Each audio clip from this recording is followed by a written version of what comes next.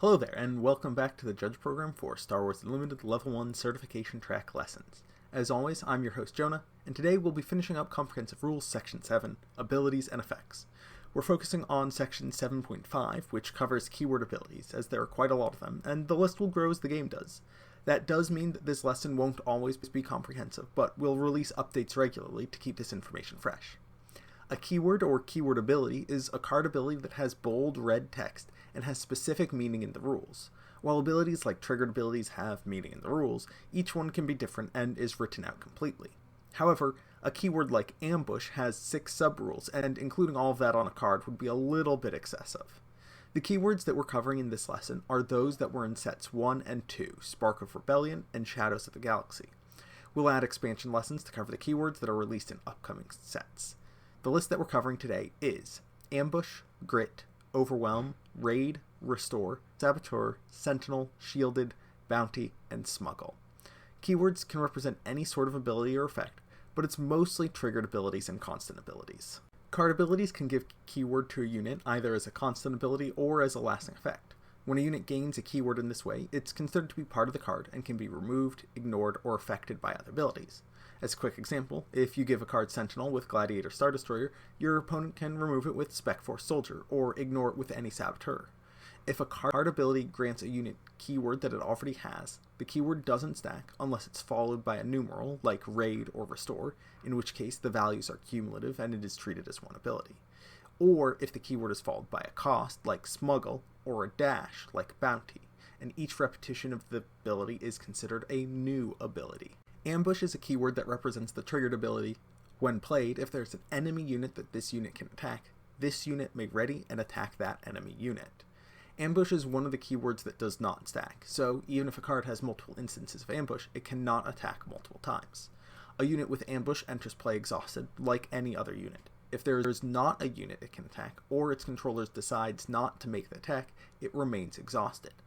If an effect causes a unit to enter play ready, like Millennium Falcon, Piece of Junk, or Triple Dark Raid, that effect will resolve before the when played trigger.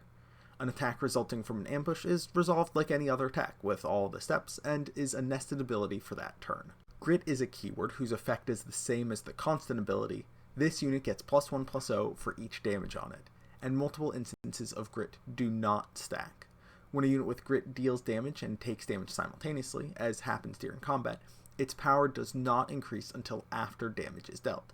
However, if the other unit deals damage first, either through an ability like on Shoot First or an attack trigger, the Grit unit's power will update immediately before it deals its damage back. Overwhelm is a keyword whose effect is the same as the constant ability. While attacking, this unit deals its excess damage to the defending player's base.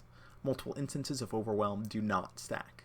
If the combat damage from an attacker with Overwhelm would not kill the defender, then no Overwhelm damage is applied. This may because the unit has enough remaining HP, has a shield token, has a damage prevention effect like Boba Fett's armor, or simply refuses to die like Chirrut. If the defender is defeated before the attacker deals combat damage, usually through an on-attack trigger, then all of the attacker's damage is considered excess damage. The attacker will deal its damage to the defending unit and the base simultaneously, and all the damage is considered to be combat damage, even though the attacker is not considered to have attacked the base, even if all of its combat damage was dealt to the base. Raid is a keyword whose effect is the same as the constant ability. While attacking, this unit gets +X power, where X is the number following Raid. Raid does stack cumulatively. A unit with Raid 1 that gains Raid 2 now has Raid 3 and will get +3/+0 while attacking. The power bonus lasts for the same duration as other while this unit is attacking or for this attack abilities.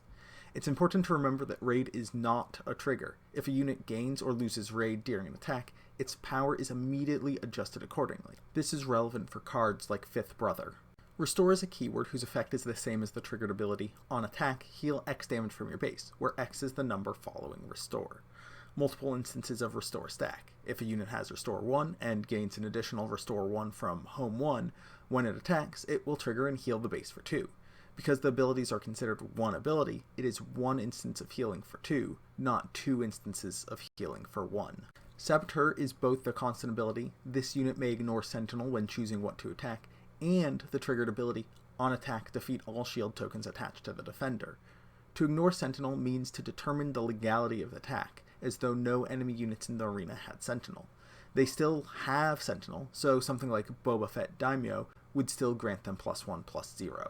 Sentinel is a keyword whose effect is the same as the constant ability. Units in this arena can't attack your non-Sentinel units or your base.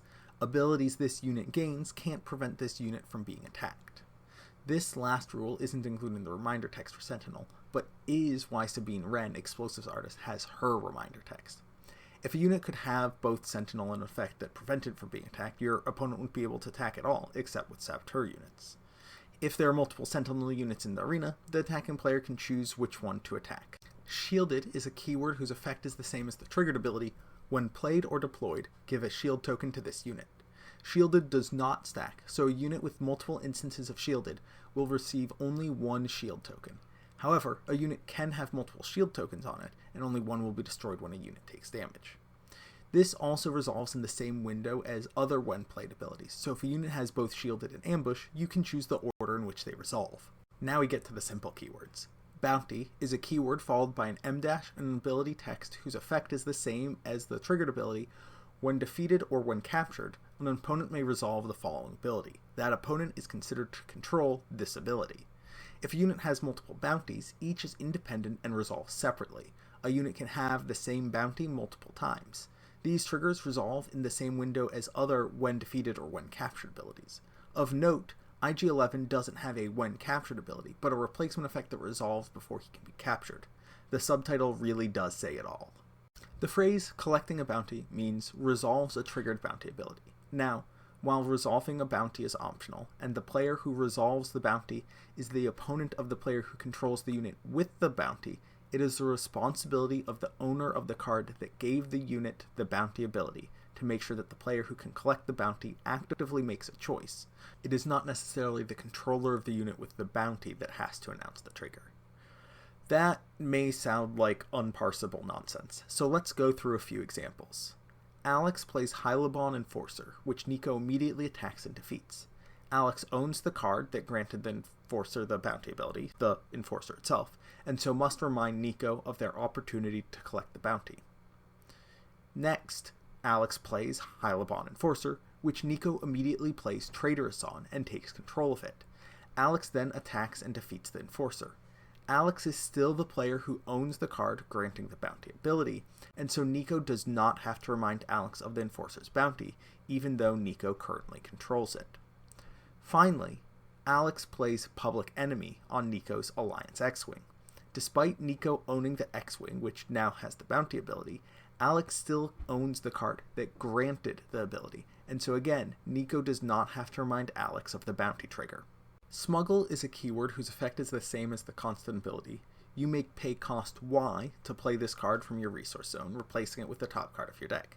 This ability is active while this card is a resource. The total cost is determined by the cost of the smuggle ability and all cost modifiers, including appropriate aspect penalties, and they must be accounted for. This is a modification of the play a card action that allows the player to play a card from their resources rather than just their hand.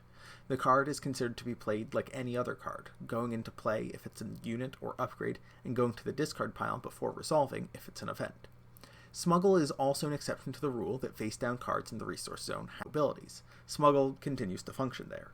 Each smuggle ability, granted from a card like Tech, is considered to be an independent ability, and either cost can be paid if a card has multiple smuggle costs.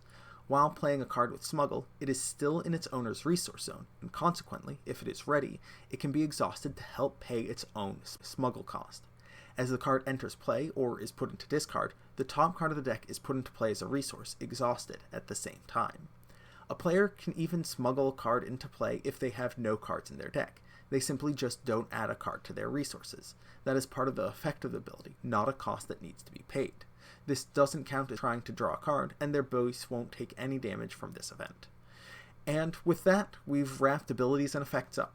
The next set of lessons will encompass the over 30 additional rules. Many of them have been covered to some extent in our exploration of the comprehensive rules already, but some of them will be new. As always, if you have any questions, comments, or insights, be sure to join the Judge Community Discord and make your voice heard. Until next time, good luck and have fun.